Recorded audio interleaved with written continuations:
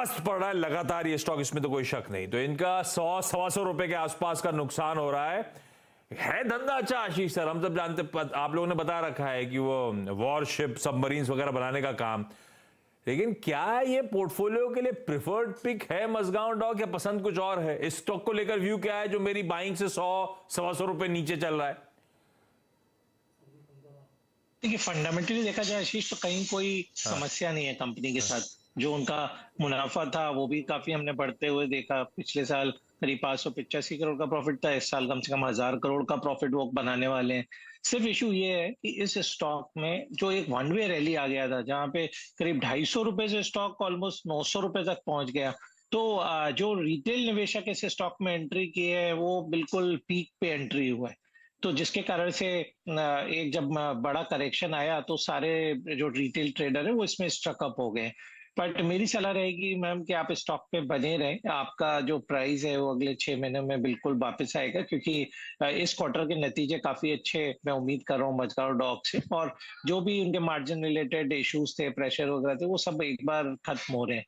तो 660 पर बेचने की सलाह तो बिल्कुल नहीं रहेगी, और इनफैक्ट बने रहिए स्टॉक में।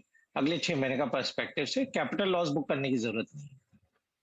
ठीक, पुष्पा मैम, कंपनी अच्छी है जो आप लोगों ने चुनी है, बस क्या है बहुत तेजी आ गई थी, थोड़ा सा ठंडा पड़ा हुआ है, पस पड़ा हुआ है, लेकिन शायद 6 महीने का समय रुके तो ये स्टॉक यहां से अच्छी तेजी शायद दिखाने का दमखम रखता है। बेचना नहीं है, होल्ड करके रखिए, एटलीस्ट महेश्वरी साहब ये मानते हैं।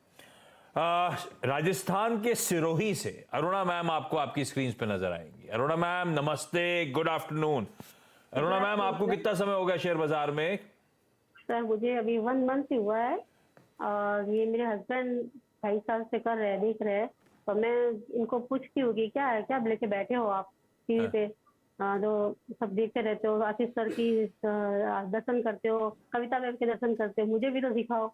तो बोले लो, इसलिए आज मैं आपके सामने आई हूँ क्वेश्चंस लेके। मैंने भी शेयर लिए हैं 2-3, तो उनका मुझे लॉन्ग टर्म या शॉर्ट टर्म जो है वो पूछना है। नहीं तो अगर वो आवाज देखते दिन भर तो देखने देने का है, कुछ और देखें तो बंद करा देने का है, तब तो फिर घर पे ध्यान रहना चाहिए, ज्यादा इंपॉर्टेंट है। अच्छा अरुणा मैम, जो 2-3 स्टॉक आपने लिए, पहला सवाल कौन सा है?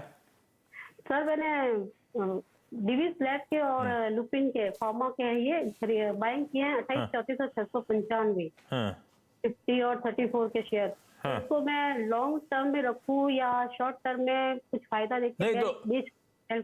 तो आपने क्यों लिया था? आपने लंबी अवधि के लिए लिया था या सोचा बहुत गिर गया है ले लेती हूँ चल जाएगा, ऐसा सोचा था? हाँ, बहुत गिर चुका था, तो मैंने हस्बैंड को बोला, आप रोज ये देखते हो तो मुझे भी ये लेना है। देखती हूँ किस्मत आजमाती, तो इसका मुझे पूछना है लॉन्ग टर्म में रखूं या शॉर्ट टर्म में, ये फायदा लेके उठा लूं, क्या करूं? तो 1 महीने में आपने शुरू करा और डिवीज में तो अच्छा खासा मुनाफा हो रहा है, ट्रेडिंग भी करा था तो 40-50 रुपए तो ऊपर आ ही गया है। हिम्मत करिए, आपने पिटा हुआ स्टॉक था, ये सही बात है। आशीष सर, अब करना क्या है? ये वैसे तो वाकई ठंडा, 1 साल का चार्ट उठाइएगा, गिरता है, कंसोलिडेट करता है, फिर गिर रहा है, फिर कंसोलिडेट करके फिर गिर रहा है। इस समय मूड तो ऐसे ही बना हुआ है डिवीज लैब का। क्या करना चाहिए? इसके अपने सेट ऑफ इश्यूज होंगे कि कोविड का बेस बहुत ऊंचा था, कॉस्ट ऑफ गुड्स बढ़ रहे हैं, खर्चा बढ़ रहा है, लागत बढ़ रही है, तो मार्जिन कोलैप्स कर गए, सब ठीक है अपनी जगह। पर अरुणा जी जब एंटर करी थी तो 50 रुपए मुनाफे में, अभी निकाल दें, लंबी अवधि के लिए अट्रैक्टिव हो गया है। आपका क्या मानना है, कैसे अप्रोच करूं इस स्टॉक को? सबसे पहले तो अरुणा जी का धन्यवाद मैं करना चाहूंगा कि वो सीएनबीसी आवाज के दर्शक बन गए। और आशीष, आपको जैसा मालूम है, जिसने सीएनबीसी आवाज देखना शुरू कर दिया वो इधर उधर तो कहीं नहीं जाएगा, ये पक्की बात। क्योंकि जो एक्सपर्ट्स और जो सटीक एडवाइस यहाँ मिलती है, शायद किसी दूसरे चैनल पर वो संभव नहीं। तो अरुणा जी आपका बहुत बहुत धन्यवाद। आशीष महेश्वरी सर के जलवे हैं, उनकी मदद मिलती है चैनल पे, इसीलिए उनके जैसे तमाम एक्सपर्ट्स का बहुत फायदा मिलता है। थैंक यू आशीष सर, आपको भी इसके बाद के लिए। अच्छा, इस पे क्या करा जाए, ये डिवीज लैब पे? तो डिवीज लैब मेरा मानना है कि जरूर बॉटम पे मैडम स्टॉक चल रहा है, बट अभी भी मैं बहुत ज्यादा गंगो नहीं हूँ फार्मा सेक्टर के फ्यूचर प्रोस्पेक्ट्स को लेकर। क्योंकि जो यूएस मार्केट जो इन कंपनियों के लिए मेजर मार्केट है, वहां पर अभी भी काफी प्राइसिंग प्रेशर बने हुए हैं।